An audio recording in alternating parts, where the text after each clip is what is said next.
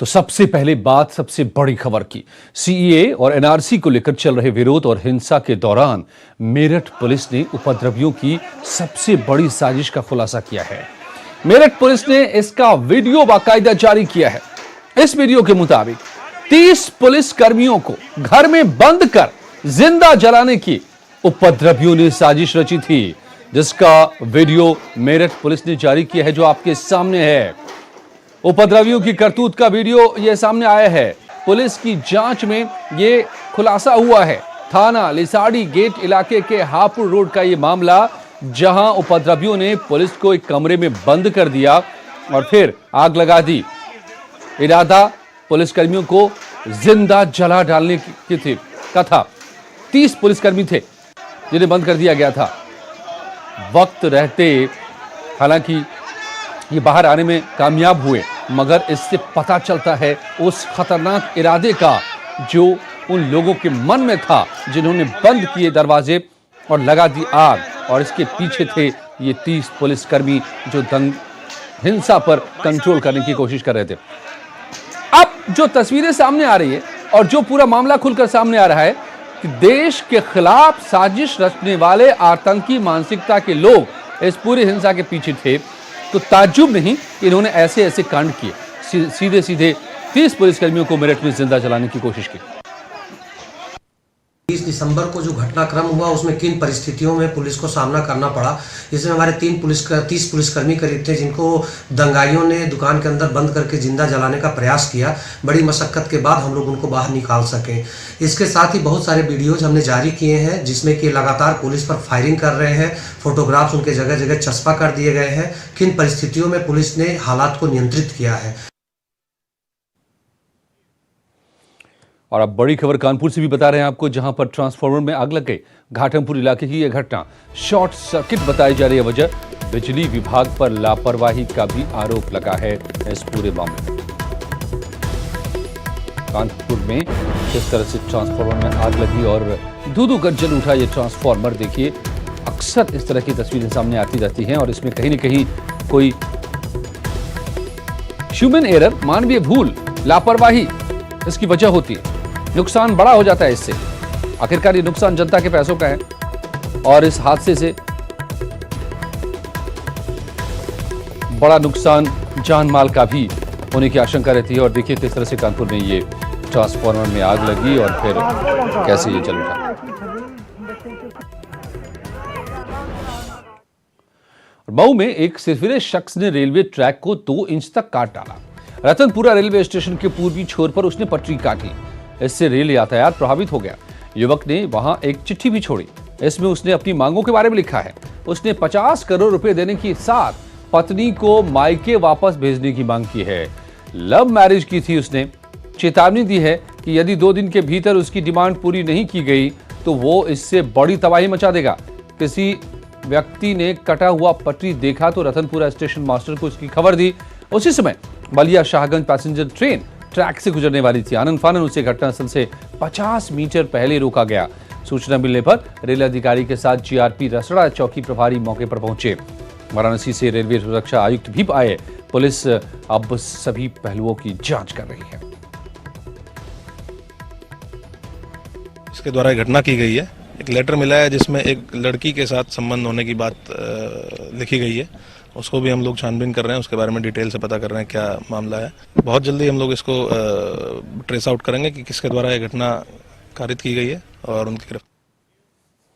और सोनभद्र कांड की रिपोर्ट में 1000 एकड़ से ज्यादा जमीन पर अवैध कब्जे और करीब 700 करोड़ का जमीन घोटाला सामने आया है। आपको याद होगा जिस तरह से सोनभद्र में नरसंहार हुआ था, उसके बाद तूफान मचा था, बड़ी राजनीति भी इस पर हुई थी। अब इस पूरे मामले की जो रिपोर्ट आई है उसमें बड़ी बातें खुलकर सामने आ रही हैं। 650 एकड़ से ज्यादा जमीन सहकारी समितियों के कब्जे में चला गया था। इसमें कांग्रेस नेताओं के हाथ बताए जा रहे हैं। 1000 एकड़ से ज्यादा जमीन को कब्जाया गया था। कई पुराने अफसरों के नाम भी इसमें शामिल है। प्रमुख सचिव रेणुका कुमार ने सीएम योगी आदित्यनाथ को सोनभद्र कांड की रिपोर्ट सौंपी है, जो 500 पेज की है।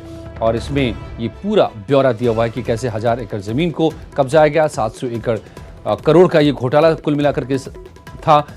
कांग्रेस नेताओं के पास हजारों एकड़ की अवैध जमीन होने की बात भी इस रिपोर्ट में सामने आ रही है। मिर्जापुर की 4 सहकारी समिति और सोनभद्र की 3 सहकारी समिति ने अवैध रूप से 6,600 एकड़ जमीन पर कब्जा कर लिया था। सोनभद्र के उम्भा में पिछले साल 17 जुलाई को 10 लोगों की इसी मामले में हत्या हो गई थी।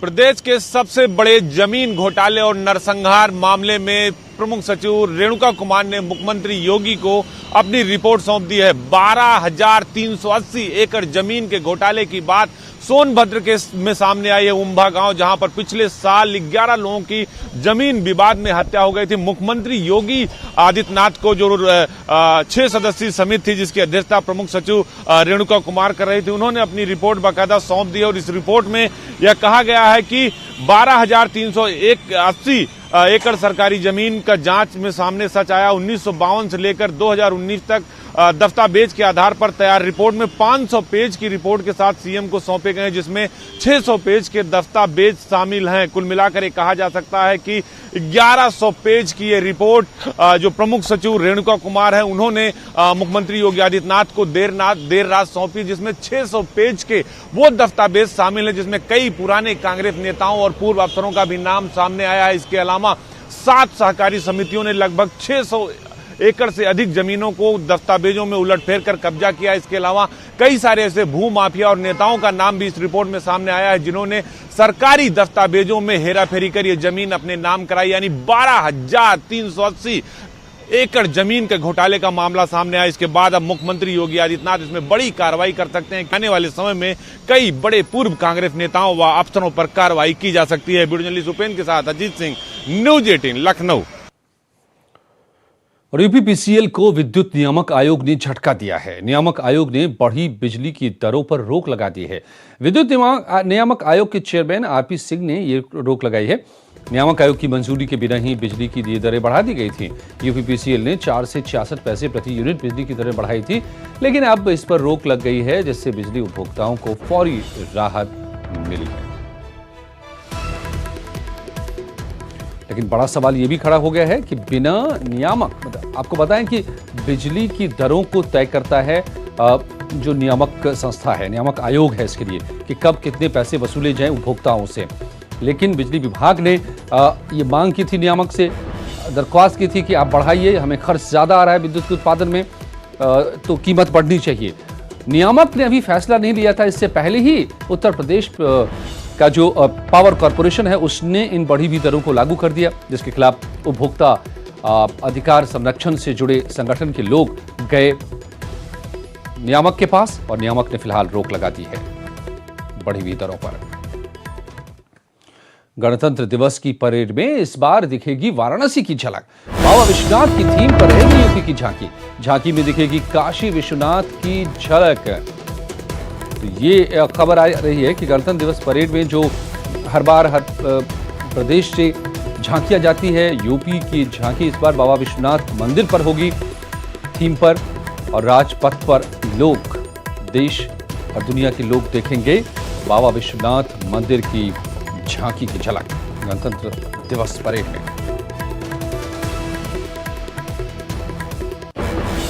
वाराणसी कैंट रेलवे स्टेशन से काशी विश्वनाथ एक्सप्रेस समेत 5 ट्रेनों का स्टेशन बदल गया। अब ये पांचों ट्रेन नवनिर्मित मड़वाडीह स्टेशन से चलेंगी। आज काशी विश्वनाथ एक्सप्रेस और बुंदेलखंड एक्सप्रेस को नई तैयारी के साथ यहीं से रवाना किया गया। शुक्रवार को रत्नागिरी एक्सप्रेस भी यहीं से चलेगी। काशी विश्वनाथ एक्सप्रेस के डिब्बों पर अब मरवाडी से नई दिल्ली की तख्तियां लगा दी गई हैं। जिन 5 ट्रेनों का स्टेशन बदला गया है, उनमें Kashi Vishwanath express, Bundelkhand express, Ratnagiri express, Khajuraho express और वाराणसी उधना एक्सप्रेस शामिल है। वाराणसी में कैंट रेलवे स्टेशन से नए बने मंडुआडीह रेलवे स्टेशन पे 5 प्रमुख ट्रेनों को शिफ्ट कर दिया गया है। इसमें से बड़ी जो ट्रेन मानी जाती थी काशी विश्वनाथ एक्सप्रेस, वो भी अब जो है यहाँ से आज से मंडुआडीह एक्सप्रेस से मंडुआडीह स्टेशन से चली है। और यहाँ पर उसका नाम तो काशी विश्वनाथ एक्सप्रेस ही रखा गया है, लेकिन अब जो उस पर ट्रेन की बोगी पे जो साइन बोर्ड होता है, उस पर मंडुआडीह टू नई दिल्ली इस ट्रेन का नाम हो गया है। और इसके साथ ही साथ बुंदेलखंड एक्सप्रेस को भी जो है अब मंडुआडीह में शिफ्ट कर दिया गया है। और उसके अलावा 3 और भी ट्रेनें हैं। कुल मिला के जो 5 प्रमुख ट्रेनें थी जो वाराणसी से लोगों को नई दिल्ली, बुंदेलखंड यानी कि झांसी तक, ग्वालियर तक ले जाती थी, अब अब वो ट्रेनें मंडुआडीह से स्टेशन से चलेंगी, जो कि अभी हाल ही में नए बनकर तैयार हुआ है। कैमरा पर्सन पंकज सिन्हा के साथ उपेंद्र द्विवेदी, न्यूज़ 18 वाराणसी। और इलाहाबाद केंद्रीय विश्वविद्यालय के कुलपति प्रोफेसर रतनलाल हांगलू ने इस्तीफा दे दिया है। इसके बाद शिक्षा शास्त्र विभाग के वरिष्ठ प्रोफेसर करुणा शंकर मिश्रा ने कार्यवाहक कुलपति का कार्यभार संभाला है। कुलपति ने कई गंभीर आरोपों के चलते 1 जनवरी को अपने पद से इस्तीफा दे दिया है। छात्र नेता लंबे अरसे से उन्हें हटाने की मांग कर रहे थे। वीसी के इस्तीफे से छात्रों में खुशी की लहर दौड़ गई। छात्र नेताओं ने इसे अपने संघर्षों की जीत बताया है। इलाहाबाद सेंट्रल यूनिवर्सिटी के vice chancellor professor Ratanlal Hanglu के इस्तीफे के बाद छात्र नेताओं में खुशी का माहौल है। तमाम छात्र नेता जो कि वीसी को हटाने के लिए लगातार आंदोलन कर रहे थे, अब वो विश्वविद्यालय परिसर में जुलूस निकाल रहे हैं, प्रदर्शन कर रहे हैं। यहाँ पर उन्होंने अपनी जीत बताते हुए यहाँ पर अबीर गुलाल की एक तरह से होली खेली है। और पिछले 4 साल के अपने कार्यकाल में वो लगातार विवादों में बने रहे थे। यही वजह है कि जब उनका इस्तीफा हुआ है तो छात्रों में खुशी का माहौल है और छात्र यहाँ पर जश्न मना रहे हैं। कैमरा पर्सन संजू मिश्रा के साथ सर्वेश दुबे, न्यूज़ 18 प्रयागराज। पीएम मोदी ने आज कर्नाटक के तुमकुर में किसानों को सम्मानित किया। इसमें यूपी को भी कृषि कर्मण अवार्ड दिया गया है। यूपी के कृषि मंत्री सूर्य प्रताप शाही ने इस अवार्ड को रिसीव किया। ये तस्वीर अवार्ड लेते हुए कृषि मंत्री सूर्य प्रताप शाही, प्रधानमंत्री ने यह अवार्ड दिया। कर्नाटक में इस कार्यक्रम का आयोजन हुआ था और कर्नाटक में पीएम मोदी विपक्ष पर हमला करते हुए उन्होंने बड़े वार किए। कहा कि अगर आपको नारे लगाने हैं तो पाकिस्तान में जिस तरह अल्पसंख्यकों पर अत्याचार हो रहा है उसके नारे लगाइए, उसके खिलाफ। अगर आपको जुलूस निकालना है तो पाकिस्तान से आए हिंदू, दलित, पीड़ित, शोषितों के समर्थन में जुलूस निकालिए। दरअसल सीए पर लगातार जो विरोध चल रहा है उसका आज पीएम ने करारा जवाब दिया। आज भारत की संसद के खिलाफ आंदोलन कर रहे हैं। मैं उन्हें कहना चाहता हूं कि आज जरूरत अंतर्राष्ट्रीय स्तर पर पाकिस्तान की हरकतों को बेनकाब करने की है। अगर आपको आंदोलन करना ही है तो पाकिस्तान के पिछले 70 साल के कारनामों के खिलाफ आंदोलन करना चाहिए, आवाज उठानी चाहिए, आपके अंदर एक दम होना चाहिए। अगर आपको नारे लगाने ही है तो पाकिस्तान में जिस तरह अल्पसंख्यकों पर अत्याचार हो रहा है उसके खिलाफ नारे लगाइए। अगर आपको जुलूस निकालना ही है तो पाकिस्तान के आए दलित, पीड़ित, शोषितों के समर्थन में जुलूस निकालिए। अगर आपको धरना देना ही है तो पाकिस्तान की करतूतों के खिलाफ धरना दीजिए। तो ये बातें प्रधानमंत्री कर्नाटक के तुमकुर में आयोजित कार्यक्रम के दौरान उन्होंने कही और इस दौरान कुछ खास तस्वीरें भी कैमरे में कैद हुई जो पीएम नरेंद्र मोदी की सादगी और उनकी महिलाओं के प्रति सम्मान को भी जाहिर करती हैं। दरअसल कर्नाटक के तुमकुर में आज कृषि कर्मण अवार्ड का कार्यक्रम चल रहा था, जहां देश भर से चुने गए किसान और कई राज्यों के मुख्यमंत्री पहुंचे थे। इसी दौरान जिन महिलाओं को सम्मान मिला उन्होंने पीएम मोदी के पैर छुए, लेकिन पीएम भी उनके सम्मान में झुक गए और अपने से कम उम्र की कई महिलाओं को सम्मान देते हुए उनके पैर भी छू लिए।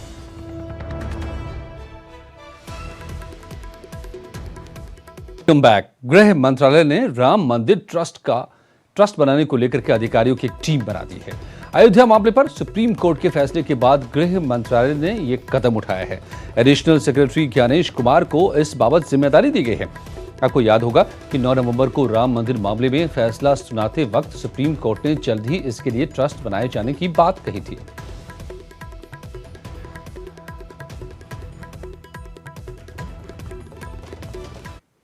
गौतम बुद्ध नगर में जिला प्रशासन ने बड़े बकायेदारों के खिलाफ बड़ी कार्रवाई की है।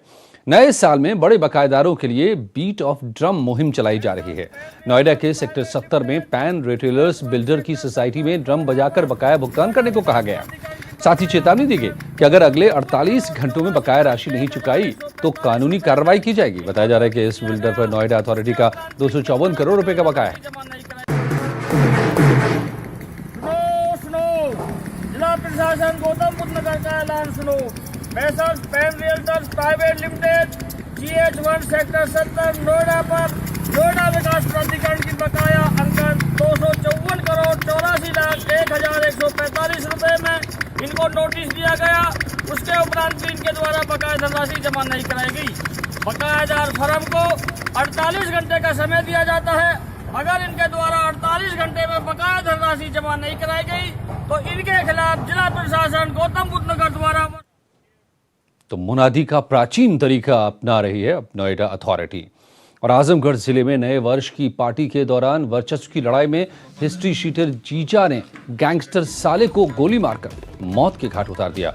पुलिस ने आरोपी जीजा को गिरफ्तार कर लिया है। पुलिस के मुताबिक दोनों क्रिमिनल बैकग्राउंड के थे और मिलकर लूट, हत्या और चोरी किया करते थे। करीब 1 साल पहले दोनों ने अपना अलग अलग गैंग बना लिया। तभी से इनके बीच दुश्मनी शुरू हो गई। नए साल के मौके पर पार्टी के बहाने अभिषेक सिंह ने अपने साले को घर बुलाया और फिर शराब के नशे में उसकी हत्या की।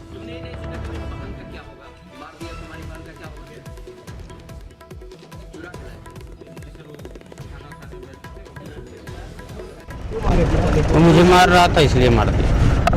और मैं जानबूझ के मारा भी नहीं, मैं तो वैसे हवा में फायर किया, उसको लग गया। हाँ, जीजा ने उस पर नए साल मनाने के उपलक्ष्य में बुलवाया। पहले से इन दोनों के बीच रंजिश चल रही थी। साला भी यहाँ का बड़ा लुटेरा था और जो जीजा था वो भी 302 और लूट और हत्या के कई मुकदमे उस पर हैं। 10 केसेज में वो वांटेड था। जीजा ने बुलाया और रात में उसको गोली मार कर उसकी हत्या कर दी। दिल्ली हावड़ा रूट पर 2 राजधानी एक्सप्रेस में महिला और किशोरी से छेड़खानी हुई है। पहली घटना नई दिल्ली कोलकाता राजधानी एक्सप्रेस की है, जबकि दूसरी घटना नई दिल्ली भुवनेश्वर राजधानी एक्सप्रेस में घटी। पीड़िताओं ने इसकी खबर कंट्रोल रूम को दी। सूचना मिलने पर जीआरपी ने ट्रेनों के पंडित दीनदयाल उपाध्याय जंक्शन पर ट्रेनों को पहुंचते ही आरोपियों को ट्रेन से उतारा और तहरीर के आधार पर मुकदमा दर्ज कर दोनों आरोपियों को जेल भेज दिया है।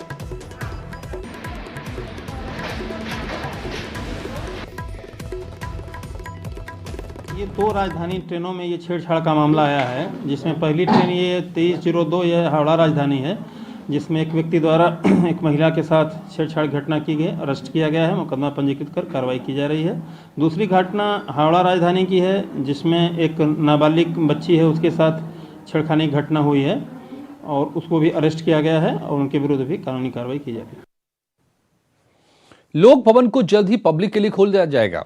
ऐसा इसलिए किया जा रहा है ताकि आम जनता अटल जी की प्रतिमा को देख सके, क्योंकि लोक भवन में सीएम योगी का ऑफिस है, लिहाजा सिर्फ रविवार को ये आम पब्लिक के लिए खोला जाएगा।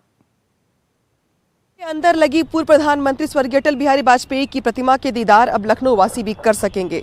काफी समय से इस बात को लेकर चर्चा चल रही थी कि 25 दिसंबर को जैसे ही प्रधानमंत्री मोदी ने इस प्रतिमा का अनावरण किया, उसके बाद से ये देखा गया कि लोग छिप छिप करके इसकी फोटोज खींच रहे थे कि रविवार के दिन, जिस दिन मुख्यमंत्री योगी आदित्यनाथ यहाँ नहीं बैठते हैं आमतौर पर, उस दिन ये जो पूरा एरिया होगा ये खोल दिया जाएगा। लोग जो है 10 से 5 के बीच में यहाँ पर आकर के घूम सके, बैठ सके, अटल जी की प्रतिमा के साथ फोटो खिंचवा सके। तो कहीं ना कहीं लोगों की मांग को देखते हुए ये बड़ा फैसला किया गया। कैमरामैन एसके वर्मा के साथ रामिका सिंह, न्यूज़ 18 लखनऊ। और बांदा में एक किशोर ने पुल से केन नदी में छलांग लगाकर आत्महत्या कर ली। मौके पर पहुंची पुलिस ने शव का पंचनामा कर पोस्टमार्टम के लिए भेजा है। खबर के बाद मौके पर पहुंची पुलिस ने शव की शिनाख्त की और परिजनों को बुलाकर इसे सौंपा। परिजनों का कहना है कि लड़का मानसिक रूप से कमजोर था और आज सुबह घर से बाहर बिना बताए निकल गया था। बुलंदशहर में कल दोपहर एक बच्चा काली नदी में गिर गया। लोगों ने उसे ढूंढने की काफी कोशिश की, मगर 8 साल के शोएब का पता नहीं चल सका। शोएब अपने दोस्तों के साथ खेल रहा था। नदी किनारे जमा मलबे में फंसकर वो पानी में डूब गया। इसकी खबर मिलते ही आसपास के लोग जमा हो गए। पुलिस भी मौके पर पहुंची और बच्चे की तलाश के लिए जेसीबी मशीन भी लगाई गई। और जब कामयाबी नहीं मिली तो सिंचाई विभाग से 2 पोकलेन मशीन मंगाई गई। सर्च ऑपरेशन अभी भी जारी है।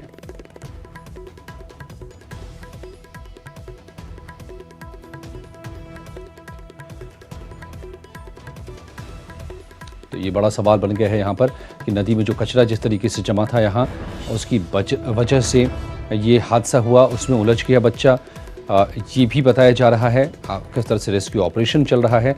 ये तस्वीरें आप देख रहे हैं शोएब की, जो आज जब खेलते वक्त वो इसमें गिर गया और अब तलाश लगातार की जा रही है, मगर काफ़ी कोशिश के बावजूद अब तक कामयाबी नहीं मिली है। बुलंदशहर में यह हादसा